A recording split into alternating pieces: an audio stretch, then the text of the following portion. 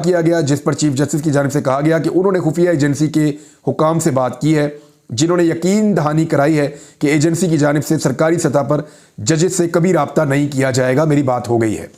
ताहम खुफिया एजेंसी की जानिब से मुदाखलत उसके बावजूद जारी रही। ये ISI के बारे में बात कर रहे हैं, एजेंसी के बारे में यहाँ बड़ा कैटेगोरिकली उन्होंने इस लेटर के अंदर लिखा है। खत में कहा गया है कि मई 2023 में इस्लामाबाद हाई कोर्ट के एक जज के बहनोई को मुसल्लह अफराद की जानिब से अगवा किया गया। 24 घंटे बाद जब वो रिहा होकर आए तो उन्होंने बताया कि अगवाकारों की जानिब से दावा किया गया कि वो खुफिया एजेंसी के एहलकार हैं, उनको तशद्दुद किया गया, करंट लगाया गया और उनसे जो जज साहब हैं उनके बारे में वीडियो भी रिकॉर्ड करवाई गई। जजेस ने अपने खत में कहा कि 10 मई 2023 को इस्लामाबाद हाई कोर्ट के जजेस की जानिब से chief justice Islamabad high court को खत लिखकर अदलिया के मामलात में मुदाखलत के हवाले से आगाह किया गया और मुतालबा किया गया कि इस हवाले से तौहीन अदालत की कार्रवाई का आगाज किया जाए ताकि इस्लामाबाद हाई कोर्ट अपने फ़राइज़ आज़ादाना और एग्जेक्टिव और खुफिया एजेंसियों की मुदाखलत के बगैर सरअंजाम दे सके, लेकिन आज तक ऐसी कोई कार्रवाई शुरू नहीं की गई। खत के मुताबिक 19 मई 2023 को इस्लामाबाद हाई कोर्ट के 6 जजेस की जानिब से उस वक्त के chief justice of Pakistan justice Umar Ata Bandial से उन्होंने मुलाकात भी की जाकर। यह भी 19 मई 2023 की बात है। ना सिर्फ उनसे मुलाकात की बल्कि जस्टिस एजाजुल एहसन भी मौजूद थे और उसके अलावा चीफ जस्टिस ने कहा कि मुशावरत करूंगा अपने बाकी साथियों के साथ इन मामलात में और फिर हम मुदाखलत करेंगे। फिर ये जजेस गए जाके कादी फाइज ईसा साहब से भी मिले इस खत के मुताबिक, लेकिन कुछ नहीं हुआ। यह कहा गया कि साल 2023 की गर्मियों में इस्लामाबाद हाई कोर्ट के एक जज ने अपनी रिहाइशगाह में मुंतकिल हुए तो मामूल की मेंटेनेंस हो रही थी। पता चला कि ड्राइंग रूम की दीवार के अंदर एक लाइट लगी हुई है, उसके अंदर कैमरा है, उसके अंदर चिप है, वहां पे ऑडियो वीडियो रिकॉर्ड होकर कहीं और पहुंचती है।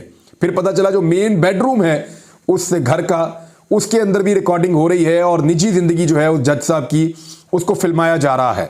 इसमें कहा गया कि chief justice Islamabad high court को इस मामले से भी आगाह कर दिया गया, लेकिन आज तक पता नहीं चल सका वो कैमरे किसने लगाए थे।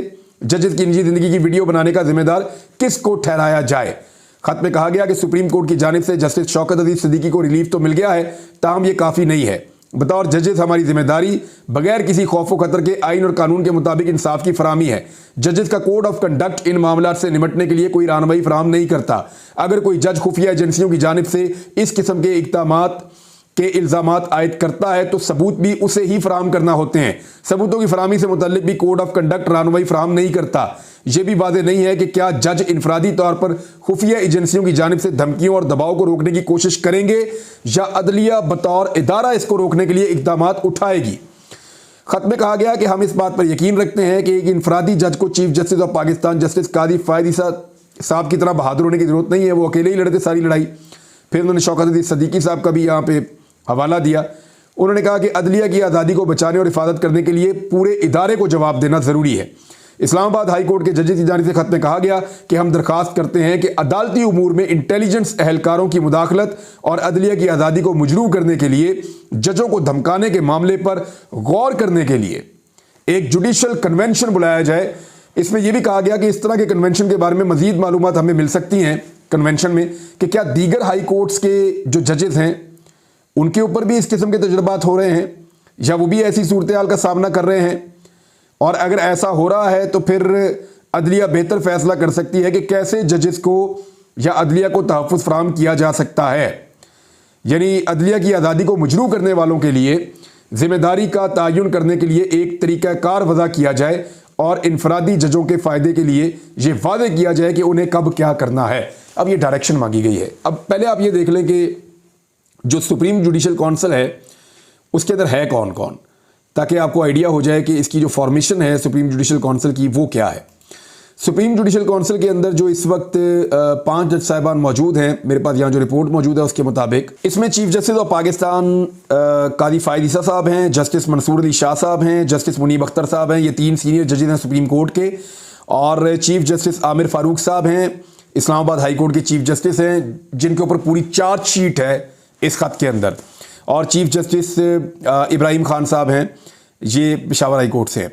अब मामला ये है कि ये 5 जज साहिबान में एक तो मुतनाज़े हो चुके हैं, जिनके बारे में बड़ा कैटेगोरिकली लिखा है कि उनको बार बार आगाह किया, बार बार उनको बताया, लेकिन इसके बावजूद उन्होंने कोई रिलीफ नहीं लेकर दिया, और जो जजेस हैं, साथी जजेस हैं, उनके तहफ़्फ़ुज़ के लिए या उनको उनका हक़ दिलाने के लिए कोई किरदार अदा नहीं किया।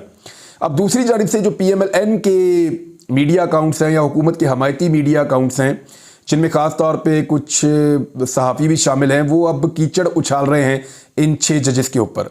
वो ये कह रहे हैं इनमें एक जज तो ऐसे हैं जिनके ऊपर कोई केस बनने वाला है, एक जज जो है उनकी कोई शहरियत का मामला है, किसी और जज के किसी भाई का मामला है।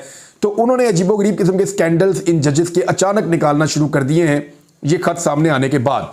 दूसरी जानिब से कुछ बड़े अहम मुतालबात सामने आए हैं। एक तो Islamabad high court bar association ने फौरी तौर पे एक हंगामी इजलास जो है वो तलब कर लिया है और उस इजलास में फैसला किया जाएगा कि आगे का लायामल क्या होना चाहिए। और दूसरी जानिब Lahore high court bar association में जो असद भट्ट साहब हैं उन्होंने फौरी तौर पे फैसला किया है और वो कल एक प्रेस कॉन्फ्रेंस करने जा रहे हैं इस हवाले से।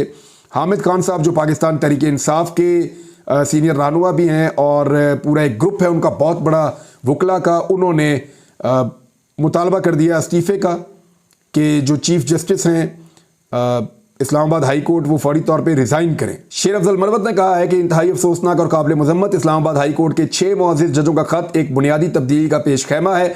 ना तो निज़ाम ना ही अदलिया बतौर इदारा एजेंसियों के खिलाफ इल्ज़ामात को रद्द करने की पोजीशन में है।